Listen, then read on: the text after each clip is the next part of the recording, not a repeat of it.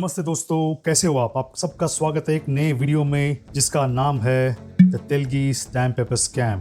हाँ जी दोस्तों, आपने ट्रेलर में तो देखा ही रहेगा 2003 का बड़ा घोटाला जो छल कपट, फोर्जरी और सबसे बड़ा फाइनेंशियल जालसाजी का ऑपरेशन था इंडियन हिस्ट्री में। इसकी स्टोरी शुरू होती है अब्दुल करीम तेलगी नाम के एक इंसान से, जो एक छोटा सा स्मॉल टाइम क्रिमिनल था जिसने आगे जाके इतना बड़ा स्कैम को अंजाम दिया।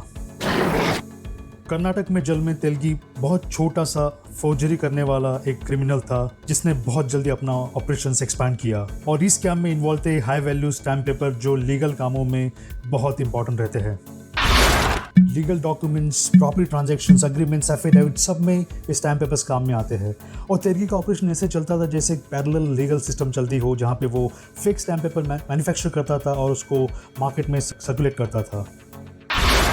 जब इसका ये जालसाजी वाला ऑपरेशन छोटा था तभी बहुत लोग ने शायद इग्नोर किया रहेगा, लेकिन जैसे ये बढ़ता गया गवर्नमेंट अथॉरिटीज को इसको इग्नोर करना बहुत ही डिफिकल्ट होने लगा और ये स्कैम में सस्पिशन बढ़ा बिकॉज हाई डिनोमिनेशन के स्टैम्प पेपर्स बहुत ज़्यादा सर्कुलेशन में थे मार्केट में। और फिर उसके बाद अथॉरिटीज़ ने इसका नोटिस किया और बहुत ज़्यादा high number of stamp papers होने के कारण उनको इसका इन्वेस्टिगेट करने की ज़रूरत पड़ी। 2001 और 2002 में बहुत सारी पुलिस रेड्स हुई मल्टीपल लोकेशंस में, जिसमें तेलगी और उसके एसोसिएट्स को अरेस्ट किया गया और ये रेड से मालूम पड़ा एक बहुत ही बड़ा जालसाजी वाला ऑपरेशन। बहुत सारे स्टैम्प पेपर्स जो फेक थे और बहुत सारे फोर्ज डॉक्यूमेंट्स जो काफ़ी चीज़ों के लिए यूज़ किए गए थे।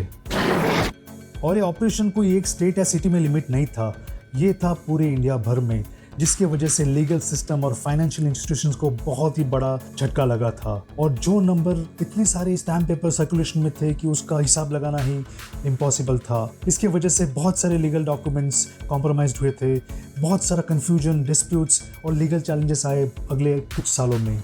और इस स्कैम ने एक्सपोज किया भारतीय लीगल और एडमिनिस्ट्रेटिव सिस्टम्स की वल्नरेबिलिटी को, जिसके वजह से स्टैम्प पेपर की सिक्योरिटी और उसके वेरिफिकेशन प्रोसेस को काफ़ी सवाल उठने लगे। तेलगी की अरेस्ट के बाद बहुत बड़ा लीगल बैटल हुआ, उसमें काफ़ी सारी इंसाइट्स मिली कैसे ये स्कैम हुआ, कौन कौन इसमें भागीदार था और इसके बहुत सारे जो लिंक्स थे वो बड़े बड़े पॉलिटिशियंस, गवर्नमेंट ऑफिसर तक पहुंच गए थे। सो ये किसी एक बंदे का काम नहीं था, इसमें बहुत सारे लोग शामिल थे और इसकी ट्रायल के बाद बहुत सारी कॉम्प्लेक्सिटी ये सिस्टम में, बहुत सारे गैप्स, लूप होल्स सामने आ गई। इस स्टैम्प पेपर घोटाले ने इंडियन लीगल सिस्टम के ऊपर बहुत बड़ा धब्बा लगाया और जिसकी वजह से लीगल रिफॉर्म्स होने की ज़रूरत महसूस हुई। और इसके बाद भारत में बहुत सारे रिफॉर्म्स आ गए स्टैम्प पेपर डिस्ट्रीब्यूशन और उसकी सिक्योरिटी के लिए। इनके वजह से फ्यूचर में ऐसे स्कैम हम रोक पाए। ये वाला स्कैम एक अपने को याद दिलाता है कि कितनी इंपॉर्टेंस होती है विजिलेंस की और ओवरसाइट की फाइनेंशियल सिस्टम्स में, और ये भी दर्शाता है कि हमारे सिस्टम कितनी भी फुल प्रूफ हो, उसको बार बार इम्प्रूवमेंट की और मॉडर्नाइजेशन की बहुत ज़्यादा ज़रूरत है। और ये रही स्टोरी तेलगी पेपर स्कैम की, बहुत शॉर्ट में और बहुत ही ब्रीफ में आपको बताई। अगर इसके ऊपर पूरा डिटेल वीडियो आप चाहते हैं तो नीचे कमेंट करना।